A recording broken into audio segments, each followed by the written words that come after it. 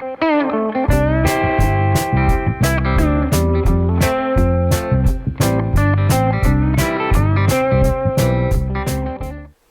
guys, Alec and Peirce at the ranch. A beautiful day up here, a beautiful farmer sitting on this beautiful fence, which is what we're here to talk about.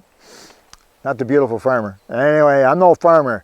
However, here's the story. 20 some odd years ago, when we first moved up here and built all of this, we put a fence in. It was a cedar rail fence. Now let me clarify, it wasn't a true cedar rail fence. My dad, in the early part of the 19th century, 1900s I should say, not 19, the 20s and 30s and 40s when he first came to Canada, actually split cedar rails and made cedar rail fences.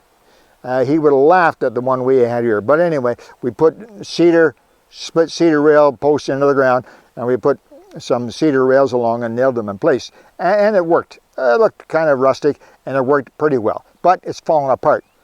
Cedar rails, split cedar rails, do not like nails because it tends to split them more. And anyway, so we ripped all that out. All that cedar's gone. Big pile of it down there. We'll have to decide if we're going to sell it or burn it. But anyway, all that cedar. And we decided to put in a new fence because we have horses. We had several things in mind. We wanted to have a fence that was attractive. We wanted to look ranchy, you know, like the country, not glass and chrome. And we wanted to keep the horses in safely, particularly the donkey, who the donkey goes under and through things and so on. We wanted to be able to utilize the electric fence, a lot of things. We also wanted to be easy to cut around. We're big on low maintenance. We're low on big maintenance, whichever. We don't like to have to spend a lot of time. We cut the grass here. The horses cut the grass here. We cut the grass here. So we got it anyway. So I thought and I thought and I thought. I looked and I looked and I looked all over. And finally I saw a fence, not exactly what we wanted, but close. And here it is. And here's what we did. Just might solve some of your problems because what we've done so far is about half of our 600 some odd feet of fencing we need here. About half of that done, and so far it looks good and does the job perfectly. Let me explain what we did. Maybe there's an idea. Now if you guys are already a country people, you know about building fences. You know, you get the materials together, you drill the holes and set them up. So here's what we did. I'm going to explain it not in great detail, because we're going to actually do a little bit, and then Kevin's going to do a video with fast forwarding in it as much as possible over the parts that you don't need to watch. So very simply, we put a cedar post into the ground. We drilled a hole using our, what some people call a digger, I call an auger, but a post hole digger on the tractor. You'll see one of those. So we drilled a hole 4 feet down. In this area, in Ontario, we get extended cold periods sometimes, and anything that you don't want to be heaved and come up out of the ground has to be 4 feet. So 4 feet down. Then we put an 8-foot cedar post into that 4-foot hole down in there. Now some of those cedar posts we used cement. Certain ones, certainly any on a corner, any on a bend, and the end ones, so probably less than a quarter of them, we actually cement into place. And to do that, it's very simple. We get bags of cement, you know, your 50 or 60 pound bags of cement, and we use 1/2 after we get the post in place and it's vertical and straight plumb. Then we dump in about half a bag of concrete mix already got. It's concrete with sand and gravel. You know what I'm talking about. It's the cheapest kind of mix to buy. We put a half a bag in, pour in about 1.5 gallons of water, and we stir it up with a big pole, stir it all up, dig it down in there, and then we fill it in with the dirt. Most of the other ones we just filled in with, can you see that, Kevin?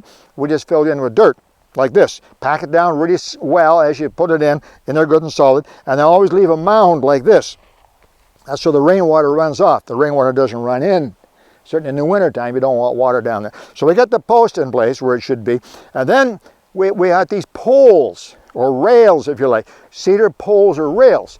And we wanted these to run along the top. Okay, so we have a couple of problems. The first one is where do you dig the next post? And then fasten these together. Let's deal with the post. First of all, very simply, we didn't measure.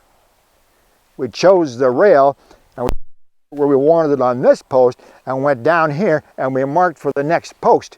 That's the best way. Most of these rails are the right length, but we made each one to fit. So these posts, some are 9.5 feet apart, a lot of them are 10 feet. These are 10-foot actually the 12-foot, 10-foot rails anyway. Some are 10.5 feet because these posts are spaced to fit the rails. So anyway, so we got the next post. Now, as you'll see in just a minute, what we did is I took the chainsaw and I made a little hollow in the top of the post. So the rail would sit in the hollow and less likely to roll.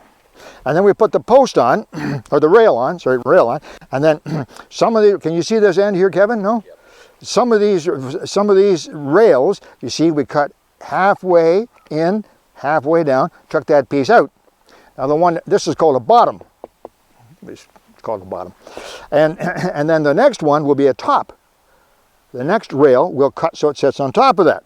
So it still ends up being a perfectly round rail. These round rails run right along. It looks like one continuous rail. Well, not exactly, because you can see where the joints are, but you understand what I'm saying. It looks like, you see here, nice rail, a bottom and a top.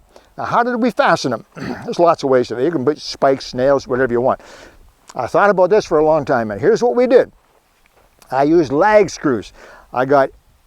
I think they're 10-inch lag screws. Now I countersunk down a little bit with a large fly cutter, what I call a fly cutter, made a fairly large hole just down a short distance. Then I drilled right down through into the cedar post with a smaller drill, and put a washer, a lag screw, you're going to see this, right down. I put that down tight. That's going nowhere. It's solid, solid. Goes right through both of these rails, locks them together tightly. But the beauty of it is, if I decide for some reason I need to take out one or two of them to repair or to get the tractor through, whatever else, I just take a wrench, take out 2 lag screws, lift the rail off. So it's worked out really, really well. You can't do that with a cedar rail fence if it's all been nailed together. So this is what we have. And then to satisfy the electric portion, I'm not sure if this is on or not, doesn't feel like it. We ran the electric fence down the inside, so it can't be seen from the head side. So from this side, where the house and visitors come and so on, you can't see that white rope. But the horses can see it, and the horses are smart. They see a white rope like this, they know what that means. Stay away. Perfect, just like that. So what we're going to do, Diane and I are going to actually go ahead and we're going to actually drill for a post, put a post in. You're going to see if we're going to groove the top. Okay, and then we're going to set this next rail in, cut the ends, and lag it down. Sounds like a lot. It's really only about probably 15-20 minutes. Kevin's going to shorten that up to just a few minutes with a lot of fast forwarding.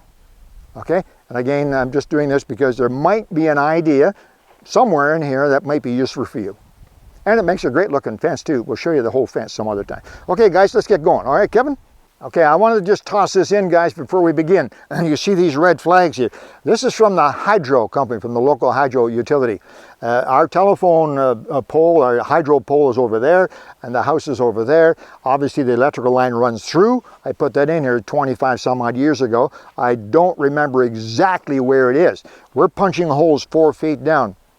Use your head. I'm not the smartest guy in the world, but I'm not the dumbest guy in the world. If you use your auger and drill down 4 feet and hit that electrical line, not only do you have some danger involved, but also it's going to cost you a lot of money. We're talking thousands, because you have to replace the whole line. You can't have a splice. Yeah. So get the utility. Here they do it for nothing. They can run out. Guy comes out with his machine and tells you exactly where the line is. So we have a post here. The line is there. Next post is there. Perfectly safe. Just a little tip. Don't forget that. Okay, let's go.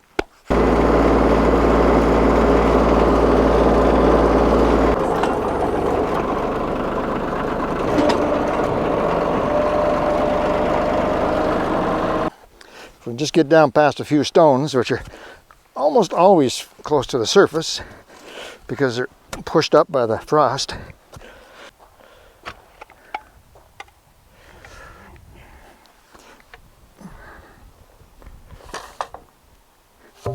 That's better. Oh yeah, that's it right there.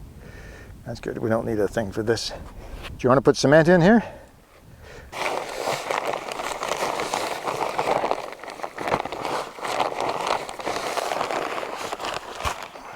A little bit more maybe. Okay, right there.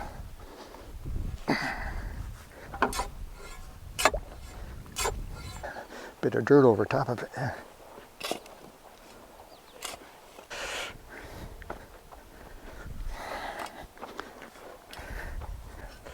Not bad. Let's check over here. This end here is low, I know it is.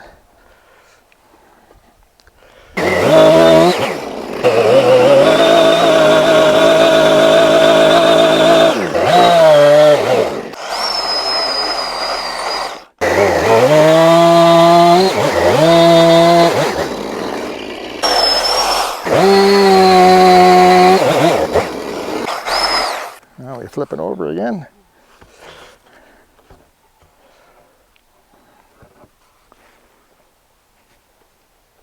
Nothing to it.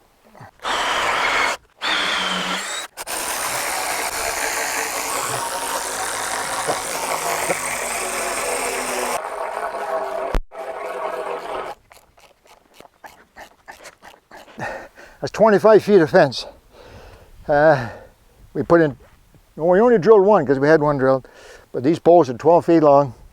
Ends are cut. I didn't mention that we're sealing the ends. I don't think I mentioned that. We're sealing the ends with a sealer just to protect the cedar, keep them from freezing. We're countersinking, you saw those big bolts, leg screws and the washers, and we're countersinking it so it's smooth on top. The bolt heads don't stick out. I try to cut these as best I can so it looks like one log. I'll go along later and trim the edges off. There's nothing sticking out to catch on horses, ropes, or anything else in. There you go, 25 feet. And you know what's really funny? You know what's really funny, guys? You guys that live in the country, you know all about this. This is not even a hard day. How do I keep slim and strong and active and healthy?